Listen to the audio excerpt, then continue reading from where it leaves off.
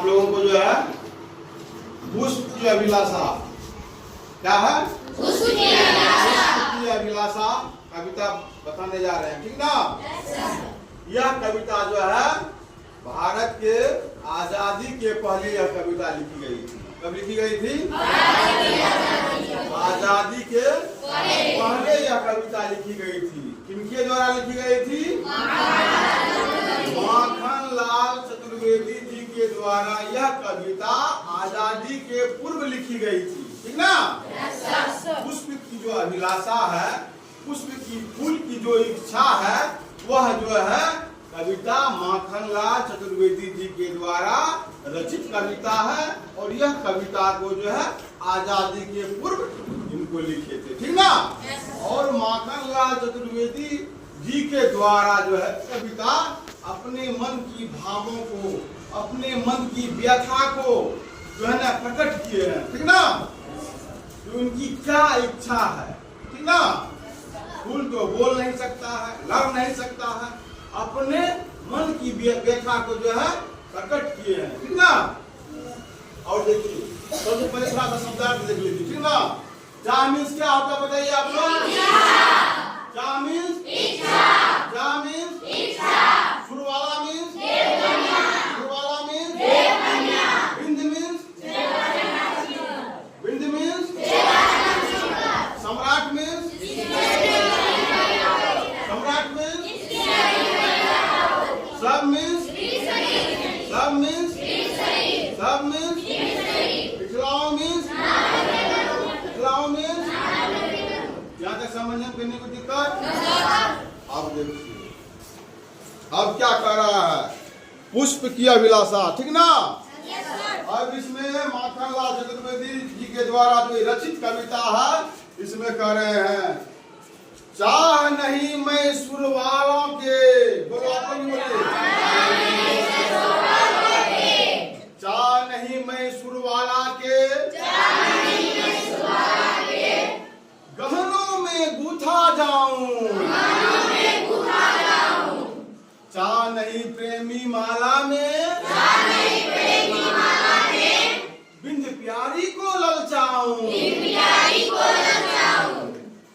अब देखिए इसमें क्या कर, आप लोग सुनिएगा ध्यान से। चाह नहीं मैं सुरबाला के गहनों में गुथा जाऊं, चाह नहीं प्रेमी माला में बिंद प्यारी को ललचाऊं। इसमें कवि जी कह रहे हैं, इसमें कवि माखनलाल चतुर्वेदी जी कह रहे हैं, यह जो कविता है, ठीक ना, पुष्प की अभिलाषा, ठीक ना? पुष्प की क्या अभिलाषा है, फूल की क्या अभिलाषा है, क्या इच्छा है, ठीक ना? पुष्प की अभिलाषा कविता माखनलाल चतुर्वेदी द्वारा रचित कविता है, ठीक ना? किनके द्वारा रचित कविता है? माखनलाल चतुर्वेदी द्वारा रचित कविता है। यह कविता भारत की आजादी के पूर्व लिखी गई थी। यह कविता कब लिखी गई थी? भारत के आजादी के पूर्व लिखी गई थी, ठीक ना? इस कविता का मूल स्वर क्या है? त्याग है, त्याग और बलिदान है। इस कविता का मूल स्वर क्या है? त्याग और बलिदान है। क्या है? त्याग और बलिदान है। और कभी देश के युवकों को जो है, देश के युवकों को क्या करता है? प्रेरित करता है। क्या करता है? प्रेरित करता है, ठीक ना? प्रेरित करने के लिए कविता लिखा गया है, ठीक ना? और इस कविता की रचना जो है एक फूल के माध्यम से, यह कविता जो है एक फूल के माध्यम से जो है कभी भारतीय युवाओं को, कभी जो है भारतीय युवाओं को का जो है आंतरिक इच्छाओं का वर्णन किया है। भारतीय युवाओं के आंतरिक इच्छाओं का क्या क्या है?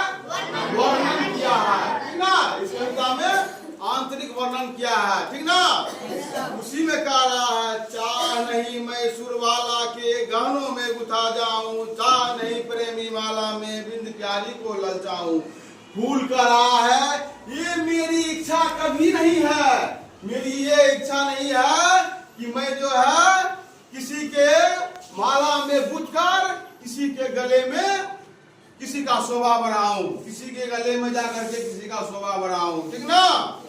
और उसके बाद कह रहा है चाह नहीं प्रेमी माला में बिंद प्यारी को ललचाऊं।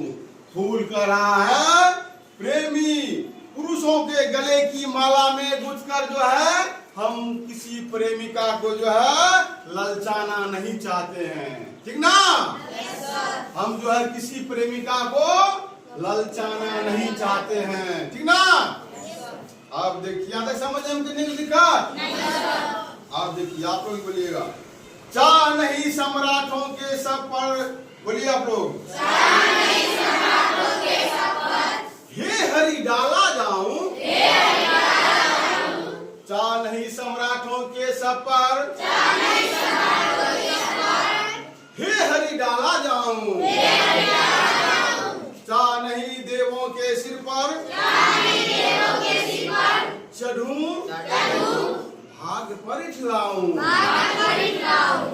इसमें कह रहा है कि इसमें क्या कर रहे हैं फूल, सुनिए इसमें कह रहे हैं मेरी ये कभी इच्छा नहीं है, हम जो सुनिए आप लोग, मेरी ये कभी इच्छा नहीं है हम जो है राजाओं महाराजाओं के मरने के बाद उसके सब पर जा करके उसका शोभा बढ़ावे, उसका सुंदरता बढ़ावे।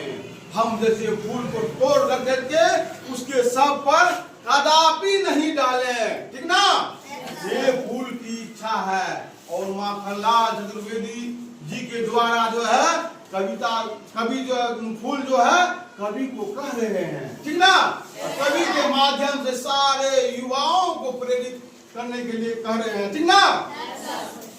अब देखिए फिर कह रहे हैं चाह नहीं देवों के सिर पर चढ़ूं भाग पर इठलाऊं। और फूल ये भी कह रहे हैं ये जो पत्थर का मूर्त है उस पर भी हमें नहीं चढ़ावे, और पत्थर का जो ये मूर्त है ये भगवान रूपी उस पर भी जो है हमें नहीं चढ़ावे, और उस पर चढ़ा करके भी जो मेरा मान नहीं बढ़ावे, ठीक ना।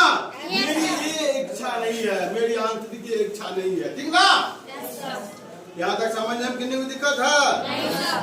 अब फिर क्या कर रहा है मुझे तोड़ लेना बनमाली, बोलिए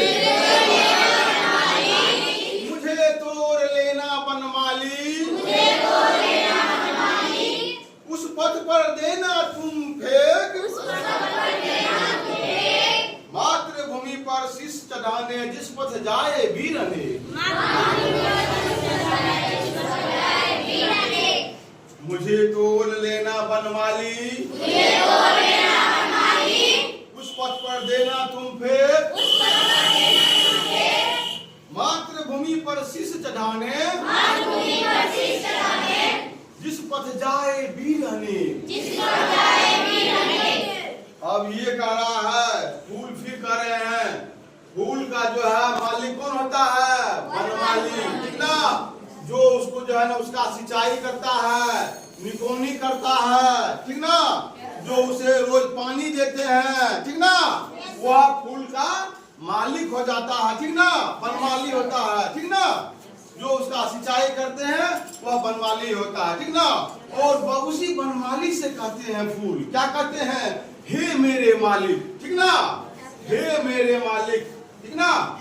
मुझे जो है मुझे तोड़ लेना और उस पथ पर फेंक देना तुम, जिस पथ पर जिस रास्ते से होकर के, पथ माने रास्ता, पथ मीन्स क्या होता है रास्ता, जिस पथ से जिस रास्ते से इस देश के लिए हमारे सैनिक लड़ने के लिए जाते हैं उस पथ में उस रास्ते में डाल दीजिए, ताकि उसके जो है चरण रज से, उस सैनिक के चरण रज से जो है मेरा आत्मा तृप्त हो जाए। क्या हो जाए? मेरा आत्मा तृप्त हो जाए। फूल की यही इच्छा है। फूल जो स्वयं युद्ध नहीं कर सकता है, नहीं कर सकता है, इसीलिए युद्ध नहीं कर सकता है, तो फूल जो है माखनलाल चतुर्वेदी जी के द्वारा जो है वो अपने युवकों को, देश के देशवासियों को यही संबोधन करना चाहते हैं। मुझे जो है उस पथ में, उस रास्ते में बिछा दीजिए, ठीक ना, ताकि उस रास्ते होकर के जाए वीर सैनिक देश में युद्ध करने के, देश से लड़ने के, अपने देश की रक्षा करने के लिए तो उस पथ से गुजरे, ताकि उसके चरण रज से जो है मेरा हृदय क्या हो जाए, मेरा हृदय जो है प्रफुल्लित हो जाए। ठीक ना? यहाँ तक समझने में कितनी कोई दिक्कत है? इस प्रकार यह जो है कविता